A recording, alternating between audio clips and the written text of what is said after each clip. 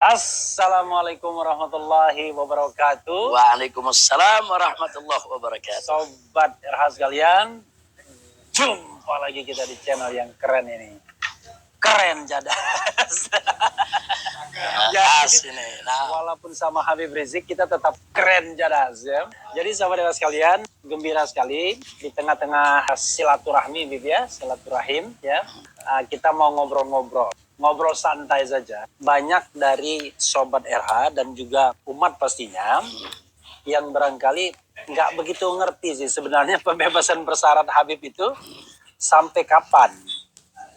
Lalu kenapa kok pembebasan bersyarat? Jadi memang ini pertanyaan yang ringan, tapi kan orang perlu tahu kok PB.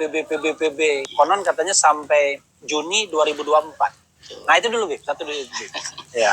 Terima kasih banyak Bang Refli, Ya. jazakumullah khairan jasa untuk para pemirsa dimanapun berada ya. Sesuai dengan pertanyaan tadi, memang setiap narapidana itu siapapun dia itu punya hak yang dilindungi oleh undang-undang. Ya. Seperti hak remisi, hak asimilasi, termasuk juga hak pembebasan bersyarat. Oke. Jadi kalau hak asimilasi itu orang bisa dapat kalau sudah separuh masa tahanan ya. Oke. Tapi dengan syarat dia belum pernah dipenjara. I see. Oke. Tapi kalau dia sudah pernah dipenjara, kayak saya kan udah beberapa kali nih baru masuk penjara, jadi nggak bisa dapat asimilasi. Ya. Nah kita baru bisa dapat pembebasan bersyarat. Oke. Nah pembebasan bersyarat ini artinya kita bebas keluar dari penjara, tidak ditahan, tapi ada syarat-syarat standar yang harus kita patuhi. Nah, jadi syarat-syarat ini bukan hasil negosiasi, bukan. Oke. Tapi memang peraturan hukum. Oke. Nah, di antara syarat apa? Umpamanya pertama kita tidak boleh melakukan pelanggaran hukum. Oke. Nah, itu Pelanggaran satu. hukum, Yang ya. kedua kita wajib lapor. Wajib lapor. Setiap 1 bulan sekali Oke. ke Bapas, ke Kejaksaan, ya kan? Oke. Kemudian Bapas itu ya, badan badan pemasyarakatan. badan pemasarakatan. Yang ada di bawah Dirjen Pemasyarakatan dan ada di Kemenkumham. Oke. Iya. Nah, kemudian selain itu juga kita tidak boleh keluar kota kecuali dengan izin. Keluar kota itu berarti dari Jakarta ya? Dari Jakarta. Keluar Nah, Jakarta kalau ya? untuk seluruh wilayah Jakarta kita bebas. Depok nggak boleh juga? Depok nggak boleh. Depok bukan Jakarta. Iya, Depok nggak boleh, Bekasi, Tangerang, itu nggak boleh.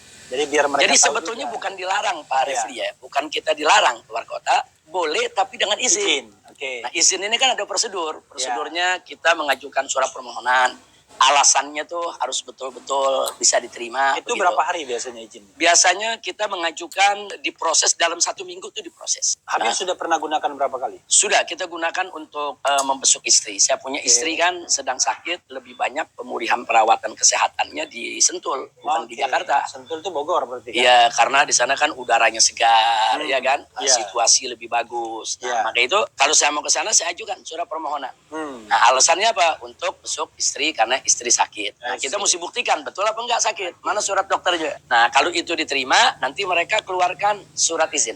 Udah berapa kali itu, Bib? Kalau untuk besuk istri tahun yang lalu itu kita dapat sebulan sekali. Sebulan sekali. Tapi sesuai ini ya, sesuai permohonan. Kalau Iya. kita nggak ngajukan permohonan, ya nggak dapat juga. Nggak mungkin juga. Kalau 2-3 bulan saya nggak ngajuin permohonan, ya nggak dapat. Ya, jadi artinya itu namanya pembebasan bersyarat. Cuma beberapa waktu yang lalu kan saya pernah katakan istilah tahanan kota. Nah sebetulnya dalam konteks hukum kita nggak ada istilah tahanan kota. Secara de jure nggak ada. Ya. Tapi secara de facto, ya kan, pada tingkat praktek, ya kalau orang nggak boleh keluar kota kan namanya tahanan kota, Pak Refli. Jadi begitu. Nah itu diantara. Mungkin bahasa halusnya ditahan di kota.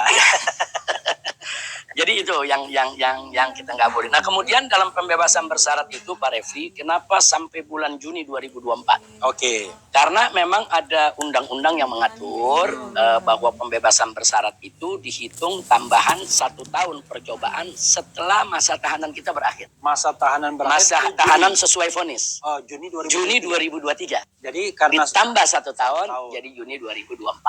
Jadi kalau seandainya Habib dianggap melanggar hukum, itu Habib bisa ditahan kembali 1 tahun. Iya, kita harus menggenapkan tahanan yang 1 tahun yang kita ada di luar. Jadi walaupun misalnya Iya. nih, biar juga pemirsa tahu kan, tiba-tiba, wah ini mau Juni 2024. Ini bulan sebelum Juni Mei. Iya. Tiba-tiba Habib dianggap melanggar. itu tetap 1 tahun lagi. Tetap 1 tahun. Oh, jadi begitu ya Sobat Era sekalian. Tetap Biar- 1 tahun. Biar ini pemirsa Iya, nggak baperan. tapi memang dalam bebas bersyarat itu juga ada prosesnya. Oke. Biasanya prosesnya mereka memberi peringatan. Ya, Oke. nggak ujuk-ujuk Nggak main ujuk-ujuk. dibatalin. I Enggak. see. Biasanya mereka minta klarifikasi dulu. Oke. Jadi mereka minta klarifikasi kenapa begini, kenapa Iya. begitu. Nah, kita memberikan jawaban. Hmm. Kalau jawaban-jawaban kita argumentatif, sesuai hukum, prosedur, biasanya hanya sampai peringatan aja. Oke, Habib pernah diperingatkan? Pernah kita dapat peringatan, pernah. Berapa kali? Bib? Kita sudah beberapa kali dapat peringatan, tapi kan kita klarifikasi. Ya, oke. Jadi Contoh mereka ya bisa terima. seperti waktu reuni 212, Ya. ya kan? 212 itu kan dipertanyakan kenapa hadir. Kan memang nggak ada larangan saya hadir. Ya. Apalagi di 212 itu kan kita ada sholat tahajud, sholat subuh. Dan nggak ngomong politik.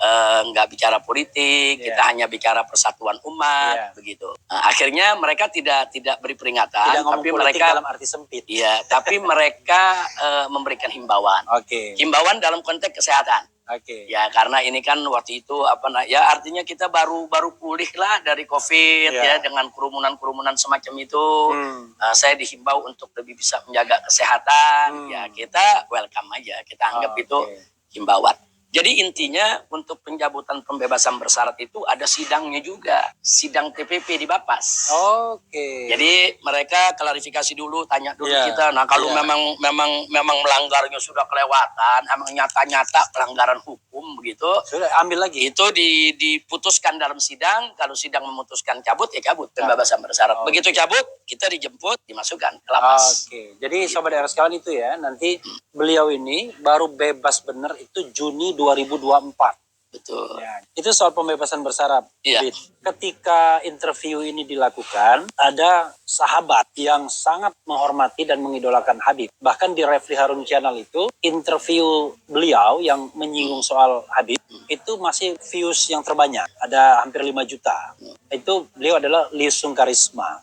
Apa pesan Habib untuk barangkali menghibur keluarga atau juga Sobat RH sekalian yang tahu bahwa Liusung Karisma itu orang yang baik. Kalau kita bicara kritis kepada pemerintahan kekuasaan itu kan demokrasi. Betul. Refli Harun juga suka ngeritik juga. Apa Habib pesan Habib? Iya, jadi Pak Lius Karisma ini selama ini kita punya hubungan baik dengan beliau. Beliau suka kemari juga, Iya. kita diskusi, dialog, pandangan-pandangannya tentang penegakan hukum, tentang penegakan keadilan luar biasa. Kita selama ini menaruh hormat. Iya. Dan kita lihat juga kontribusinya ya dalam perjuangan membela hak-hak rakyat itu cukup besar. Iya. Jadi tidak bisa tidak, ya untuk hal ini kita harus tetap mengapresiasi. Iya. Karena kan siapapun manusianya, apapun agamanya, kalau dia melakukan kebaikan-kebaikan, apalagi sifatnya untuk umum, untuk Iya. bangsa dan negara, harus kita apresiasi, harus kita hargai. Bahkan sampai-sampai karena saya lihat begitu banyak kontribusi kebaikan yang diberikan oleh Pak Lius ini, mendiang Lius ya, Iya. itu kita banyak berharap semoga beliau dapat taufik dan hidayah Iya, gitu. iya, Ya kan iya. karena kan kita begitu ngelihat ada orang baik nih, ini Iya. saya sebagai ustadz ya. Iya. Kita kalau ngelihat ada orang di luar Islam ya, ada Iya. yang baik, itu selalu kita kan ya mudah-mudahan orang semacam ini dapat taufik, Seperti dapat paman hidayah. Rasul ya, Ali bin Abi Itu selalu yang kita harapkan semacam itu. Tapi untuk keluarga Palius yang ditinggalkan Palius sekarang, ya kita mau sampaikan Sorry, tadi paman Rasul Abu Thalib. Kalau ada alinya cuma nanti merasa Abu Thalib. Iya, paman Rasul kan di sana ada Abu Lahab, Iya, ya kan, yang memusuhi dan lain sebagainya. Tapi juga jangan lupa ada paman-paman Nabi seperti Abu Thalib yang semenjak awal dakwah Nabi selalu membela. Nah, jadi sekali lagi ya kita ikut kehilangan yang selama ini ikut menyuarakan keadilan. Habib, ada pesan buat keluarga mungkin mendiang Liusung Karisma? Ya, saya pikir keluarga mendiang Lius Angkurimas ini perlu melanjutkan.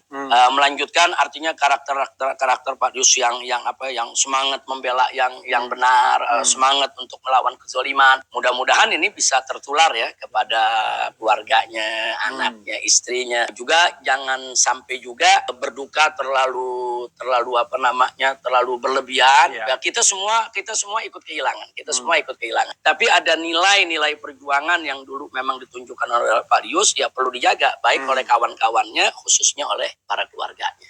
Oke. Iya. Ya itu yang mengenai untuk mendiang Lius Sungkarisma, sahabat mendiang Lius Sungkarisma. Ini Bib, yang ketiga ya. Saya mau tanya kegiatan Habib setelah pembebasan bersyarat mulai Agustus tahun lalu ya. Agustus tahun lalu sampai interview ini dibuat awal 2023 ini. Apa saja yang Habib lakukan? Mungkin ada beberapa orang yang atau pemirsa sudah tahu, tapi mungkin akan lebih baik lagi dijelaskan. Ya. Kegiatan-kegiatan rutin yang saya lakukan semenjak saya bebas. Ya. Pertama, dakwah itu tetap kita lakukan. Oke. Hanya tentu dalam kemasan yang berbeda. Oke. Jadi dalam suasana pembebasan bersyarat, karena ada rambu-rambu yang kita tidak boleh langgar ya. Ya. Jadi kegiatan dakwah itu kita jaga juga. Jangan sampai kegiatan dakwah itu nanti dipahami atau disalahpahami oleh orang pihak-pihak tertentu yang akan mempersulit kita. Jadi prinsipnya dakwah kita tetap jalan seperti biasa. Saya tetap mengajar, ada santri-santri yang kita ajar, kita tetap buka kitab, kita tetap menyampaikan apa yang harus disampaikan dalam pendidikan Islam. Itu yang pertama. Yang kedua, kita juga membuka majelis pertamuan. Oke, pertamuan ya? Pertamuan. Bukan petamburan. Enggak, petamburan, bukan pertempuran. Bukan pertamburan. Jadi majelis pertemuan di Petamburan ini. Jadi setiap hari Ahad itu banyak majelis-majelis talim kaum ibu dari berbagai daerah bersama para ustazahnya datang. Datang, kita sampaikan dulu beberapa butir nasihat-nasihat agama. Setelah itu para tamu memperkenalkan diri dan menyampaikan pesan-kesannya.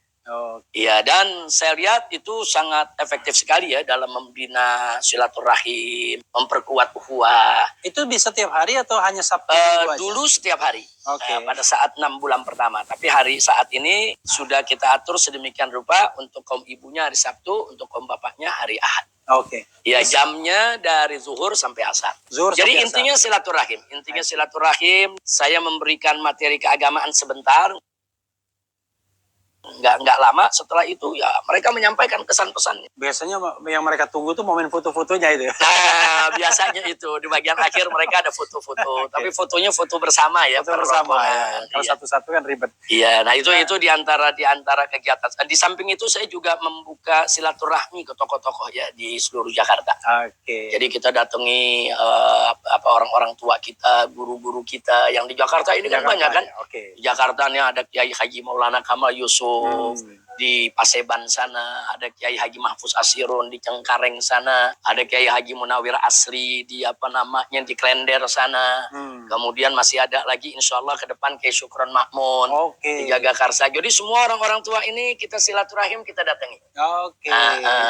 Karena kan saya udah nggak boleh keluar kota nih. Ya saya silaturahim keliling Jakarta aja Pak Refri. Jadi hikmahnya ya. Iya. Jadi mereka yang di Jakarta paling tidak hikmahnya adalah beliau lebih banyak waktu untuk bersilaturahmi di Jakarta. Betul. Nah di samping itu sisanya kita lebih banyak baca kitab sama nulis kitab. Kalau secara hitungan, Habib boleh sebenarnya menghadiri undangan di luar Pulau Jawa, misalnya seberang. Ya secara secara de jure saya boleh keluar kota, boleh keluar pulau, bahkan boleh keluar negeri, tapi harus izin. Tidak dapat izin. Dan bisa. ada tingkatan. Kalau kita keluar kota. Dari Jakarta, ini izinnya cukup di tingkat Bapas. Tapi kalau pergi keluar pulau, seperti ke Sumatera, Kalimantan, itu izinnya di tingkat Kanwil. Berjenjang. Nah kalau keluar negeri, katakan mau umroh misalnya, nah, itu izinnya di tingkat kementerian.